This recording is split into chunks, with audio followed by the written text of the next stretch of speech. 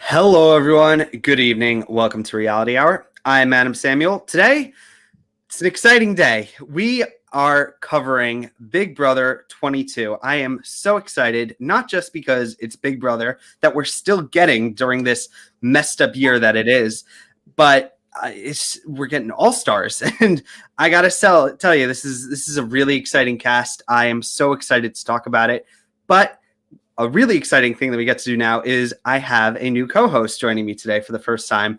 It is Eric, but a new Eric. Wow. Eric, how you doing today? It's going great. How are you? I'm doing good. Thank you so much for joining us. This kind of was a little bit yeah, so this all kind of happened a little bit spontaneously. We connected through Twitter, and Eric is here to talk about Big Brother. So let me get your first kind of impressions. What did you think of this episode? It was a fun episode, a little chaotic because everything was live, but yeah, it was fun overall. I enjoyed it too. I just loved that the returning contestants that we got, and here's kind of where I kind of want to start talking about the show, because you are a bit new to the podcast, so I do just kind of want to talk a little bit about our history with Big Brother. So. Okay. We talked a little bit about this in the pre-show, but what would you say was your favorite season of all time of the show? Season 10. Gotta say season 10. I love season 10 too. My personal favorite, though, it's not everyone's favorite. Mine is 17, though, for more personal reasons, because I watched it actually with my sister. It was the first season I kind of converted her to watch it with me, and we kind of had a bit of a huge bonding moment, like watching the show together. And I'm still crushed that Vanessa lost. Very crushed. 17 was a great season. Yeah, but tell me about season 10. What was it about season 10 that for you made it your favorite? It was just like the perfect mixture of everything. There was some drama, but there was great gameplay. Nobody was there for like a showman. Nobody was there to be an influencer back in the day. So it was like perfect. It's a perfect season. If anybody just wants to get started, just watch season 10. Yeah, Big Brother has changed over the years. What season did you actually start watching the show? I've been watching it since the beginning. Wow. Yeah. I started season 15. Like I don't even know how I started watching it. I started I think I saw people tweeting about it, and I was like, I need to know the show to start watching. Yeah. It was the first week I watched was the week Candace went home, actually. Okay. And somehow I managed to stick with the show through the awfulness that some of those people were. But I really enjoyed watching Alyssa Riley, and I just got really into it. And from that point on, I was kind of hooked. And then watching season 16 with Derek, it was kind of that was a cool season, even though it wasn't the best.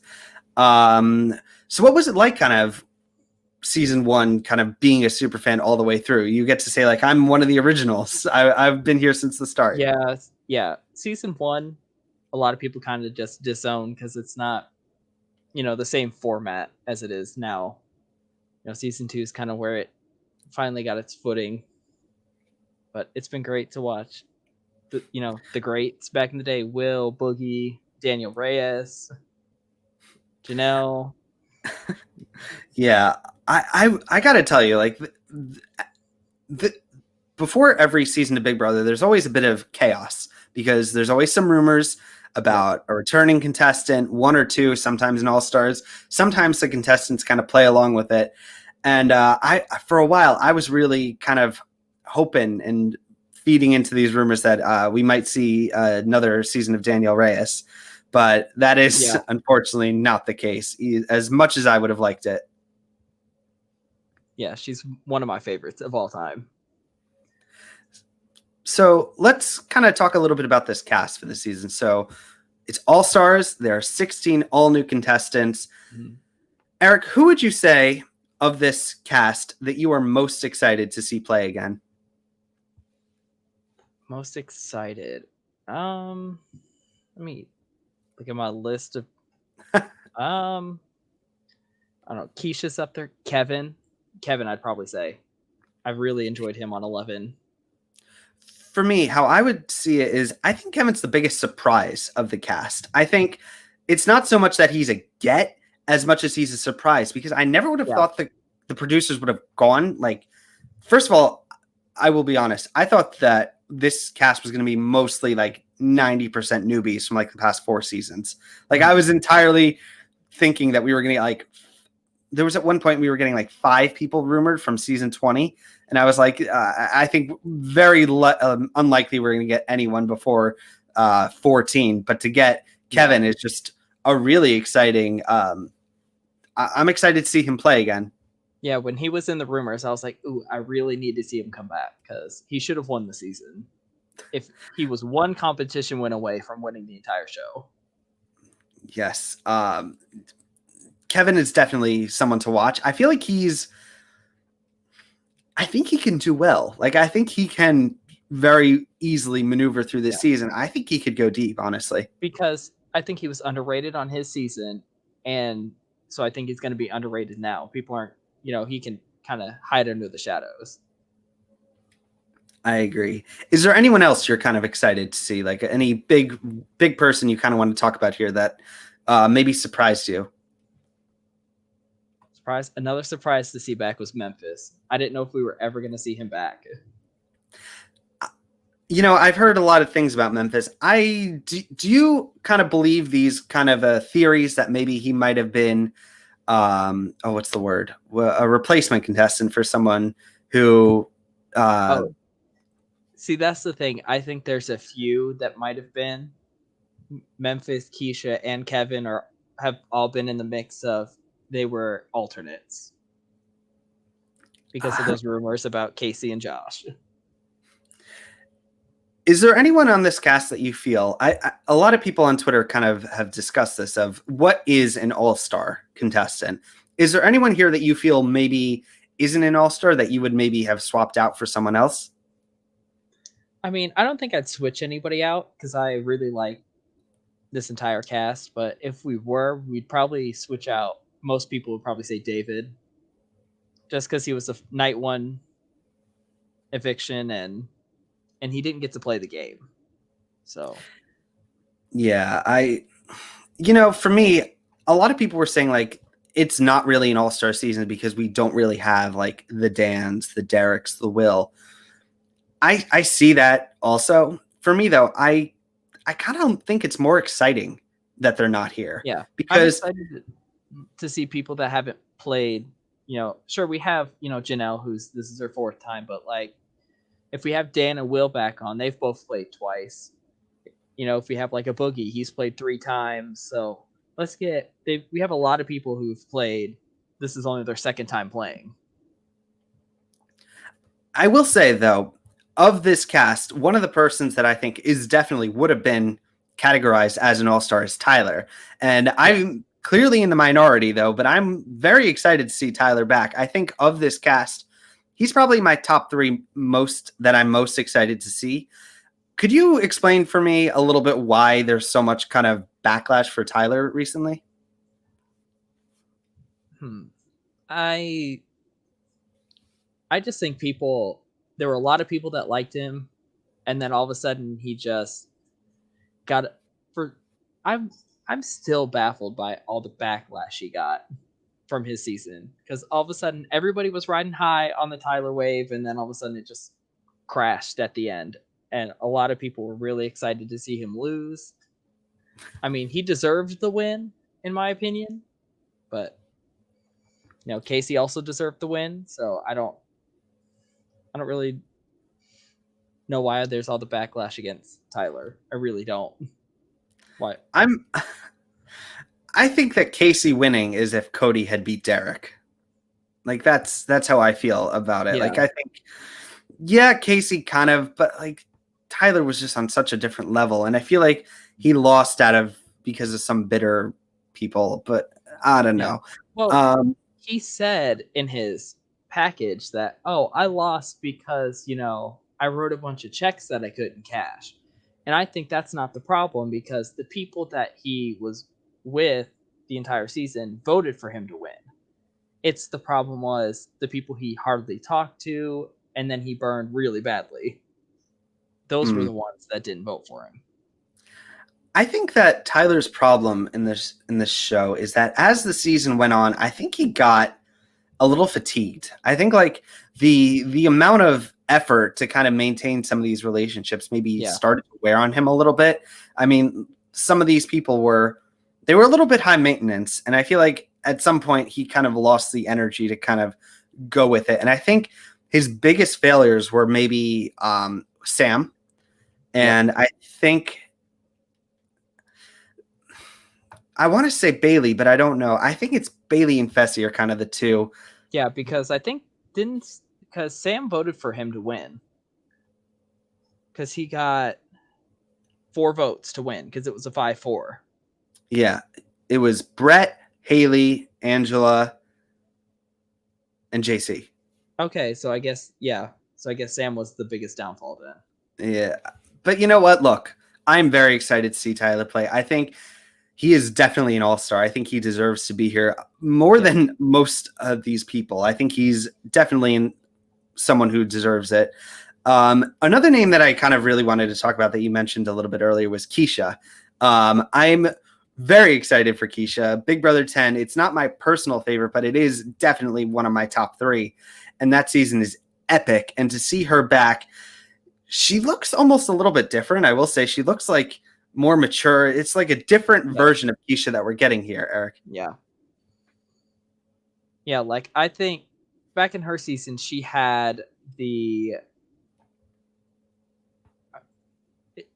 it was the Keisha syndrome, but like the kind of Brittany Haynes thing where she was with, an alliance, and then they just decided to cut her at the final 4. Or she was cut at final 4. So I will say, though, for Keisha, as excited as I am to see her back, of what we've seen so far of the episode and kind of a little bit on the feeds, which we will not spoil, but she does seem a little bit more subdued, if that makes sense. Like, she's very quiet. She's not, correct me if I'm wrong, but my memory of season 10 was she was a bit of a louder figure. She was very she was up there. It was her and Libra, being in a lot of the drama with like April and Michelle and Rennie. Yeah, and here she just seems very much mature, but almost I'm a little worried that could be to her detriment. I feel like the fact that she's not as engaging, it almost feels a little bit like detachment, like she's just not in it yet. Maybe that'll just take a little bit of time to get into it. But I'm really excited to look out for Keisha and what she does this season. Is there anyone else you kind of really want to highlight from this cast before we kind of talk about the episode? Part of me, I know he's been a fan favorite, but I was a little surprised to see Kaser come back, just because he's never been a good player. He finished 10th on both of his seasons. So my thing with Kaser is I think he is a brilliant strategist, but not a good executor of the strategy. Like he has the pieces, like he can put it all together, but when he actually goes to do the puzzle, they just don't go in the right spots. And I do disagree, though. I do think he's an all-star. I think he deserves to be here. I love also that we have 2 kind of returning all-stars, like from the all-star season. Like I would have liked more of them. I am very much excited to see Kaser. I think he is one of the best strategists of this cast, but will he be able to execute it is the big question for me. Yeah, he's never been good at putting all the pieces together and being like, here's what we need to do. He's like, here's what has to happen, but he never is able to get it all together. Is it just because he doesn't know how to put it together, or he just is unsuccessful in trying to do it? I think probably the latter. He's probably just unsuccessful every time. Well, yeah, I agree. Of this cast, we've got I like it because we've got a mix of, we got strategists, compies, and characters. And for me, of this cast, one name that I feel not a lot of people talk about, but one who I am actually really excited about is Enzo. Not a lot of people are talking about him. He is very much, he's almost like the comic relief, but I feel like saying that takes away how good of a strategist he actually is, because he is pretty damn good. And I I'm excited to see what he's going to do this season. What are your thoughts on Enzo here? I was really excited to see him come back because there were the rumors that, him and Hayden. I'm like, please don't bring back Hayden. Hayden was really boring. Really boring. Enzo was, between Enzo and Brittany, that was the whole season, was them. They were great. He is just bursting with charisma, and you almost kind of, as a house guest, I feel like you would discredit him because he's so out there. You're like, oh, he's just like this crazy dude. But I feel like that really works for him because it hides how good of a strategist he is and how able he is to kind of and he can kind of lay low because he never won any competitions on a season. I don't think he won any. Maybe he won a veto somewhere, but other than that, I think he won nothing. So he wasn't. Since he's not a comp beast, so I think he can lay low, and like get in with some of like the Cody or the Memphis or the the people. Then he can do what he did in 12 and just be with the people in power. The thing is with Enzo, I think he works best with shields. Like when he had like Hayden and Lane, and he was able to kind of hide in the background. I think what he needs to do, his strategy, is to go, you got to grab Tyler, you grab Cody, you grab Memphis, maybe even David, and you make that group. I'm going to make this bold prediction, and I want to hear what you think. I think Enzo could win this season. I feel like people are really like underplaying how good he is. Can he win a competition? Look, the dude is jacked. Like, I don't remember him. Like, he is ripped. I think maybe he just got unlucky. That's what I'm saying. I think that if he can win some competitions, then he can win the season. I truly think that. Like, I feel like not enough people are talking about him, and I'm. If we were doing kind of a draft here, he would honestly be one of my first picks. Maybe we actually should do a draft, kind of maybe in another episode. Anyone else that you kind of want to talk about from this cast? That anything before we move on from Enzo, I did do some fact checking, and he did win one veto. Week 8, Lane was HOH, put up Enzo and Reagan, and then Enzo won the veto, and then Hayden went up because Lane wasn't going to put Brittany up. Oh, cool. I think he won the one veto, so he has one competition win under his belt. That's more than David can say. So, well, I will say, like, the show has been on for 2 days. He's doubled the time he spent in the big. I saw someone tweeted that he's doubled the amount of time that he spent in the Big Brother house as a contestant. Because David was in there for a little while, but only as the camp comeback. He was in there for a few weeks. All right, so let's kind of move on to the actual episode. So we have our 16 house guests. They are broken up into 4 groups of 4. They enter and they do this puzzle. One of the highlights before we actually kind of get into it, did you notice? It was kind of a funny thing when the first girls are going in. They are walking into the house, and Keisha just does like a huge I'm gonna just walk away while everyone else could go in first because of the first one in curse. I love that. And that was Christmas walked in first, so let's see what happens with that. I love that. I love that there's like that awareness because it's like a superstition kind of thing, and yet but do you think because on Celebrity Big Brother 2, Tamar Braxton actually broke that curse? Do you think that kind of works both ways? Does it work for the I don't know. I don't know.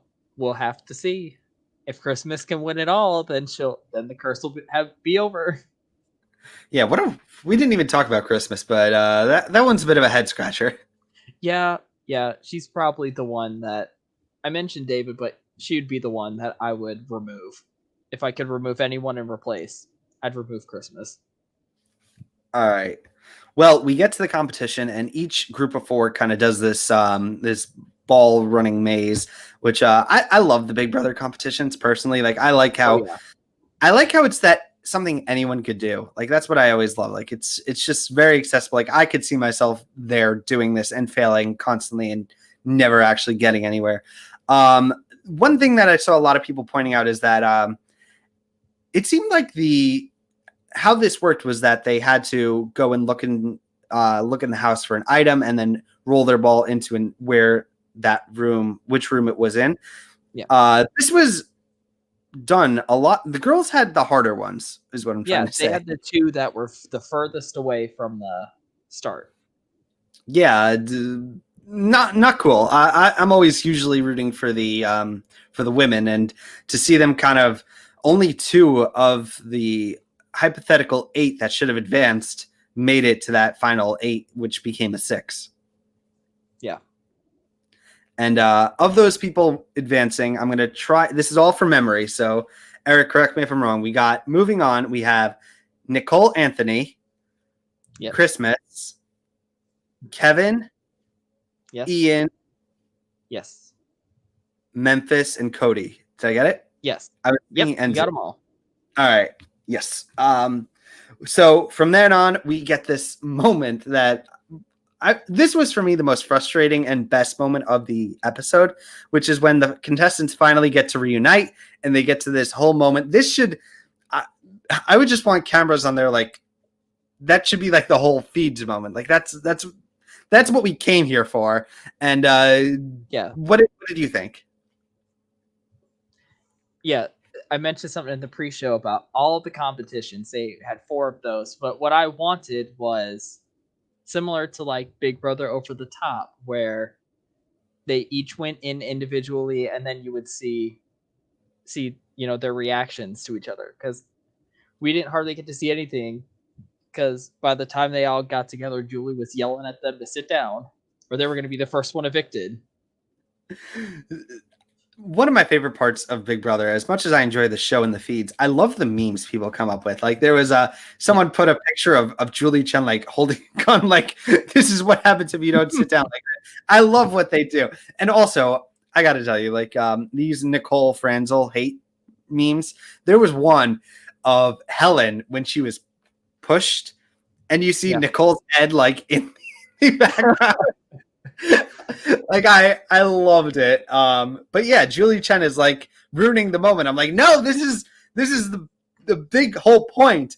And it's like if they wouldn't have had 4 individual competitions with the ball maze and wasted all that time, we could have had them interacting with each other.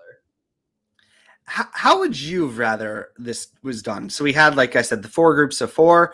We had them moving on to the HOH. What would your ideal kind of way of doing this episode have been? Similar to how it is in a regular season of Big Brother. So it could have been 4 groups of 4, and just send the first 4 women, just send them in there, and then they interact for just send them in group by group, and then they can do the HOH, because it would have been fine. They could have done that same HOH competition with 16 of them. I almost would have liked that much time. Or they could have had a giant ball maze. All right. One of those 2. I was almost hoping for the OTT way, which was one at a time. Like we just like, oh, Keisha's in that. Like we do an intro package, we send the person in. I feel like that would have been a little repetitive, though. I can understand why they would kind of want to go to the groups of 4, right? Yeah. That's why I was saying it would have been a little repetitive, so we could have just moved each group of 4 in, and then we could have watched them interact with each other and seeing each other for the first time. All right. Well, then we move on to the actual competition.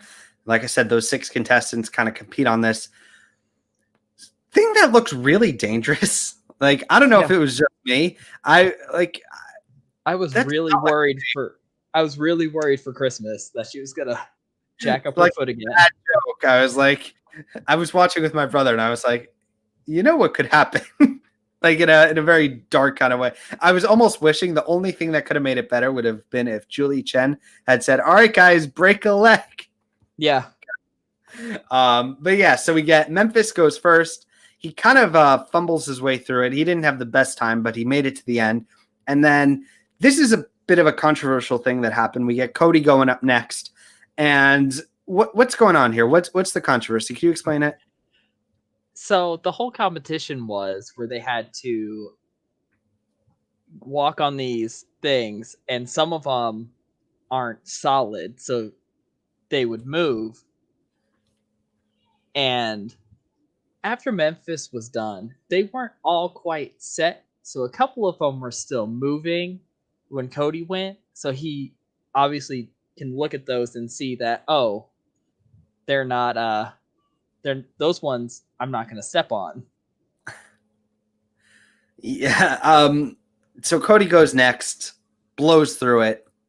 I think Memphis this time by almost a full minute, which is crazy. And then we get the contestants, and one by one, they just kind of have no success. Yeah. The funniest moment, though, for me was Nicole Anthony's attempt where she goes for the wobbly one, falls, and then goes again for the same wobbly one. I was wondering if she was throwing that because she didn't want to be the first HOH, but I don't know. What are your thoughts on Nicole Anthony, actually? What do you think about her kind of returning? Oh, I love her. She was my favorite from last season. So excited to see her back. I was pretty excited to see her back. I will say the preseason amount of work that she and the co-host of her podcast she does did go a little bit too far. I was like, that was. It was fun. Like the beginning was fun, but then as the days went on, when it was just constant, I was like, slow down. Like you're making it too obvious and it's getting a little bit annoying. But anyway, we move on. Cody is our HOH. And I got to tell you, this makes me nervous because I am personally rooting for the old school players and Tyler. And I'm not too sure what Cody's going to be doing here. When I saw when I saw what the thing was, I was like, okay, Cody's going to win this because he just wins competitions. So. Yeah. I got to tell you, if I'm a contestant on this season, I feel like Cody's probably one of my first targets because he's a real comp beast. And I feel you really got to take him out early because he could make a run for it. Derek won his season, well, mostly because people were so sheep-like, but between him and Cody's strong competition, they were just almost able to run the table at times. Like it was just, there was he's just such a strong competitor. Do you think this might hurt Cody's chances moving forward? No, I think he gave great reasoning. He was like, I'm not going to win it. And then he was like, wait a second. And then he won it. And I was like, he needed to win that because he would have been one of the first people nominated if he hadn't won. And now he can he has people coming to him. He can make alliances that'll hopefully, for him, save him for a few weeks. Look, I agree. From Cody's perspective, if I'm Cody, he did the right thing. Yeah. But as a viewer and someone who's pulling for other people, I'm like, I would have been okay with you going first or second. You know what I mean? I enjoy Cody, but I feel like I enjoy Janelle and Keisha a bit more. Yeah. I don't really have a problem with any of this cast. So whichever order it happens, it happens. I just agree. I mean, I watched Survivor Winners at War, and each episode I was both dreading and excited for it because there was the thrill of the new episode, but also the absolute dread of what was going to happen and knowing what someone was going to go home. For me, it would just be a devastating experience if this season we had a slaughter of old school and we were just left at the end with Christmas, Nicole, both Nicoles, Cody, I don't want that.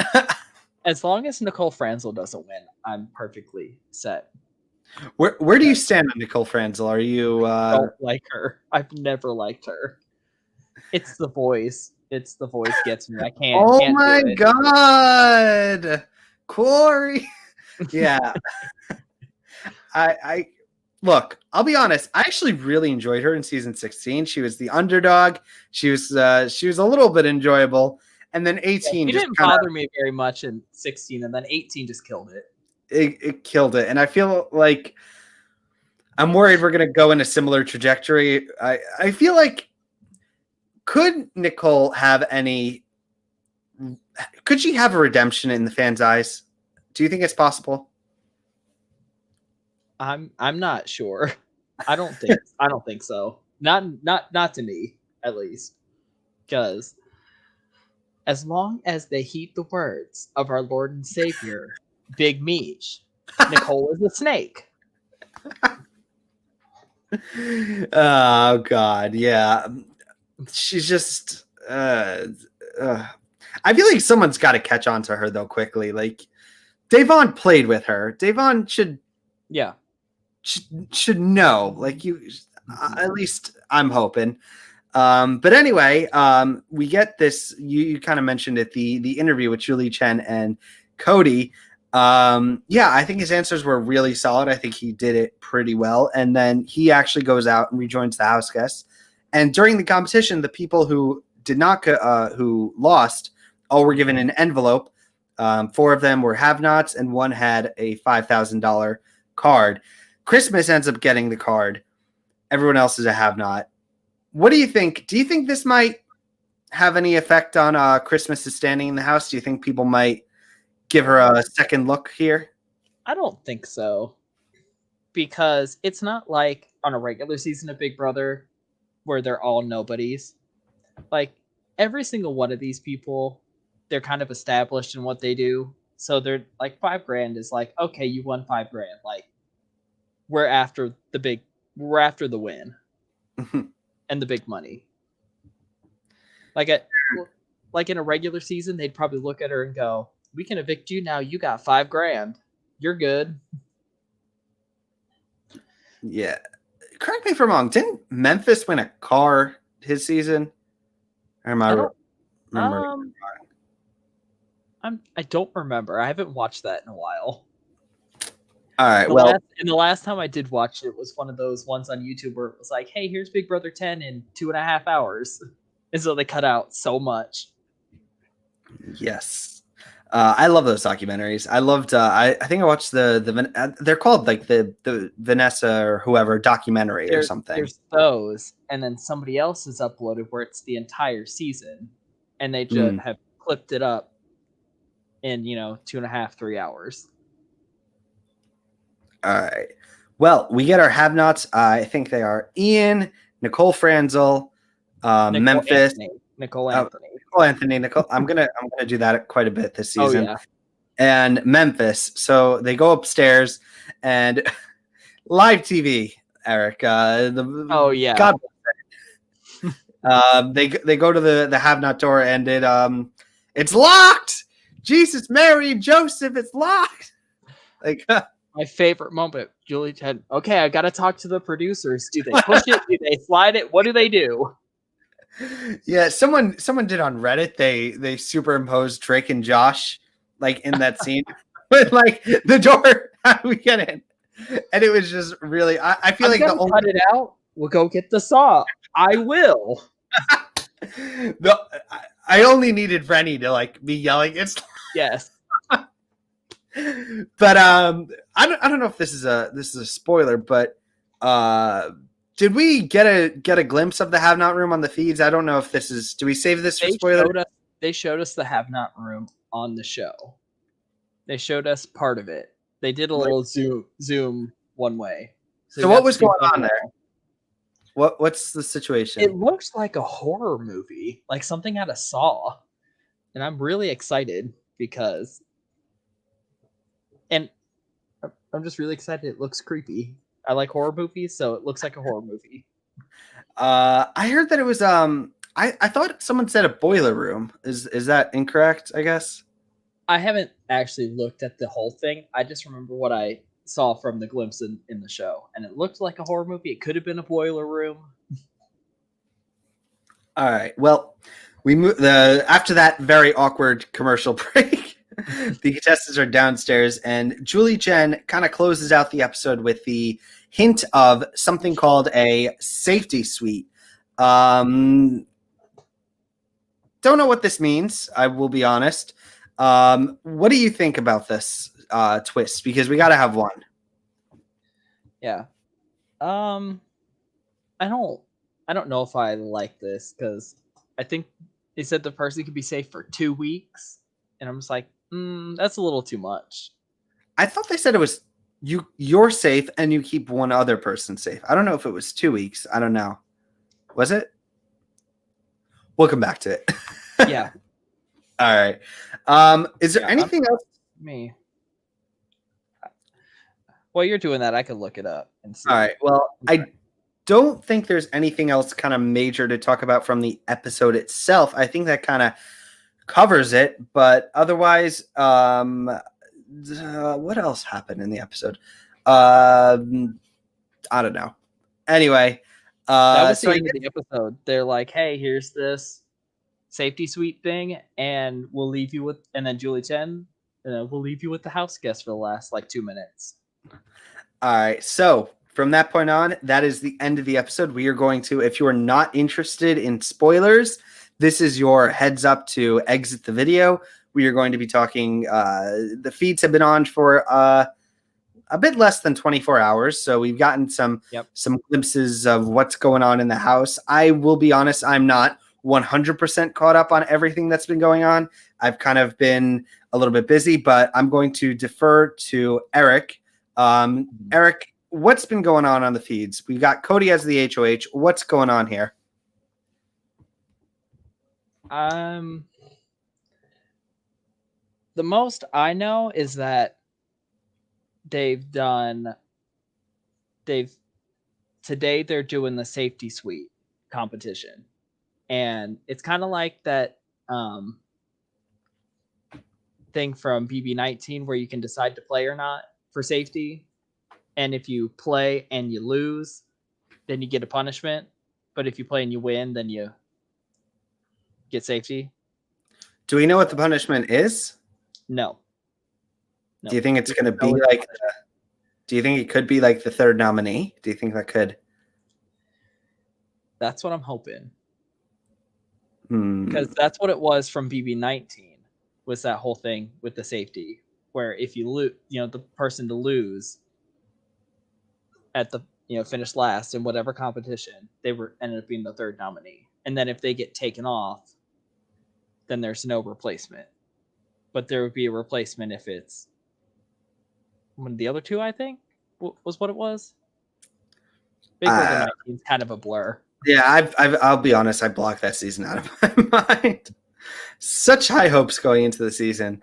But yeah, so Cody is HOH. Do we have any news on what his nominations, what he's thinking, who he's leaning towards? Are there any names he's thrown out? From what I've seen, Janelle and Keisha both believe that they could be possibilities as nominees. Eric. And so I think they were trying to gauge to each other without speaking, kind of trying to figure out if either one's going to play for safety. Because I know Janelle said, I would be stupid to believe that I'm safe this week. I know I saw that quote on Twitter earlier today. Eric, I did not wait all these years for Keisha and Janelle to come back for them to go home first. I will not let that stand. That is not okay. It'll be reminiscent of BB14 when Janelle got evicted pre-jury. Except worse. Yeah. I've also heard Kaiser's name being thrown out. Is there any credence to this? Is he maybe in trouble? I think he could be, because I really believe that people could see him as an easy first eviction. So depending on which side of how things fall, who Cody aligns with. If it's not Kaiser, then they could be like, hey, we could just get Kaiser out. Because that would be pretty little blood on Cody's hands.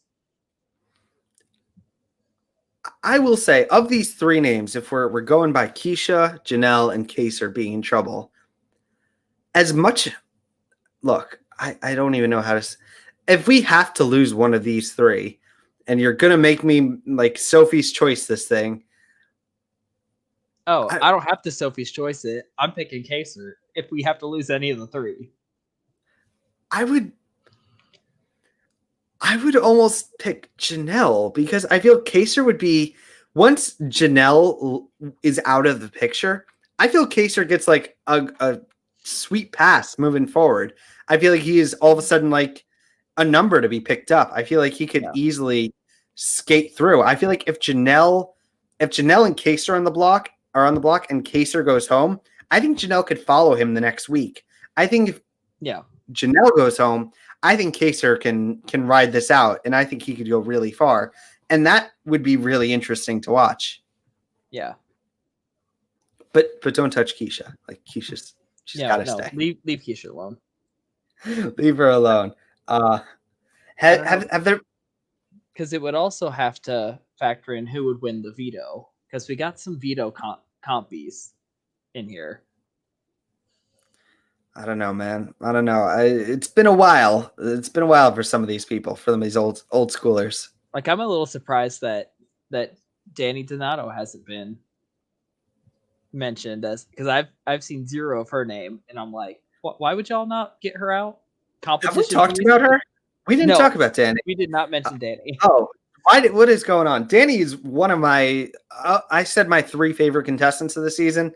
I'm gonna put Tyler, Danny. I need a bit more thought to decide on the third, but I am super hyped for Danny. Although I will say, a bit of a quiet night for her. She seemed very. She almost like can disappear. Like she's like very good at like mellowing in. Like she's. I almost weirdly, as hyped as I was for the season, it was so easy to kind of forget her, which is so bizarre and weird. I don't know if that's just like because the season doesn't feel real or because she's just very good at kind of like she's going very quiet. She has been very quiet. She didn't win the thing, so she couldn't go and play in the HOH comp. And she hasn't, like, she doesn't have a negative reputation, so it's kind of easy for her to just fall in the middle of the pack. Which I think is a good spot for her. Yeah, because even though she is a comp beast, people don't remember her as a comp beast because they're like, oh, yeah, the girl that rode her dad's coattails to the final and then was evicted pretty early in her second season. Even though she has all those comp wins. That's underselling her a little bit, that she rode her dad's coattails. I mean, she's a Cody. She was one of those people, like they both, one was the better strategist and deserved the win, but they didn't get there alone. They got there because they were able to scoop in that really competent, well, in Danny's case, it's kind of different situation, but they were able to kind of push forward. And that's a little bit for me what I think is so exciting about this season. It's that we have the number 2s. We have Memphis, we have Dan, like that.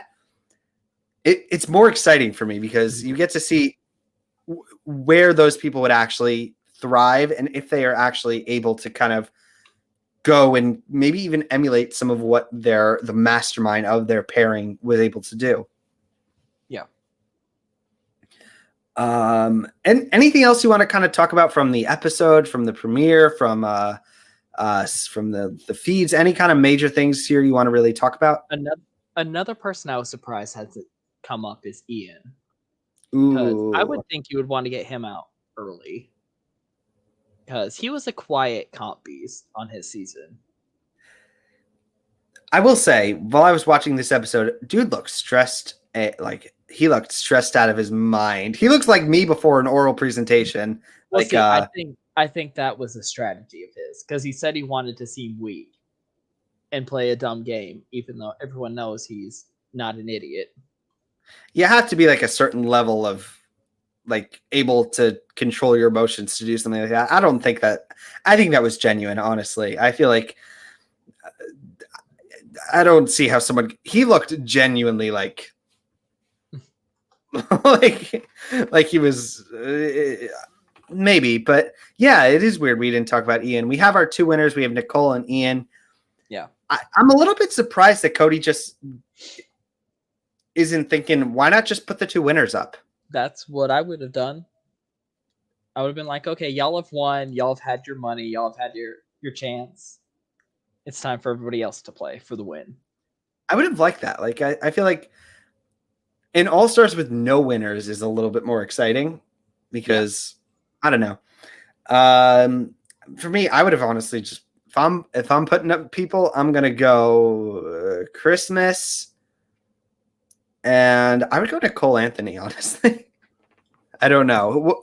That's the thing. I don't know. Like, there's these.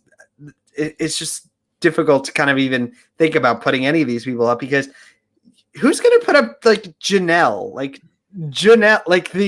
well, apparently maybe Cody, but like just like of these big names. And I gotta say it's gearing up to look like a very exciting season. I'm so excited to watch and discuss it this season. One thing I was actually kind of thinking about is because there is kind of the whole coronavirus going on, do you think we might be getting something similar to kind of a camp comeback situation where the eliminated contestants remain in the house in the event that we have a returning contestant? I'm not sure. I'm hoping not because Camp Comeback was awful, but I don't know. Maybe it would be better in All Stars too if we had a Camp Comeback because there were other doors that they were like, hey, more rooms will be revealed during the season. So. I like that. I love the hidden rooms. I mean, in Big Brother season 6, one of my favorite moments was when Rachel discovers the hidden room. Like, I thought that was a lot of fun. I hope we get another moment like that. Otherwise, anything else? Any final thoughts from the episode? Anything you really want to discuss, throw out, talk about? Anything? No, other than go Keisha. This is a Keisha like rooting podcast. Like we are 100% biased. We are very open that we favor some contestants, but otherwise, I want to say, where can we find you, Eric? Where are you? Do you have anything to share? Any Twitter? What's going on? I mean, I'm on Twitter at Dark Sky Destiny. That's pretty much where I'm at. All right. Well, I'm Adam Samuel. You can find me at Adam Soapbox. I run my website, adamsoapbox.com, and my personal YouTube channel, Adam Samuel. There's a link in the description. I do book reviews over there. I actually just reviewed Me and Earl and the Dying Girl in a blackout. So I filmed it. All the lights are there's like a little light because I was waiting for the sun to kind of stream in. I was waiting, but I filmed the episode. If you want to go watch it, it's over there. Otherwise, to our viewers, if anyone's watching, we are excited to talk about Big Brother this season. It's going to be fun. Subscribe, keep checking us out. And otherwise, we will see you in another video. Till then. Yes, we will. Bye. Bye.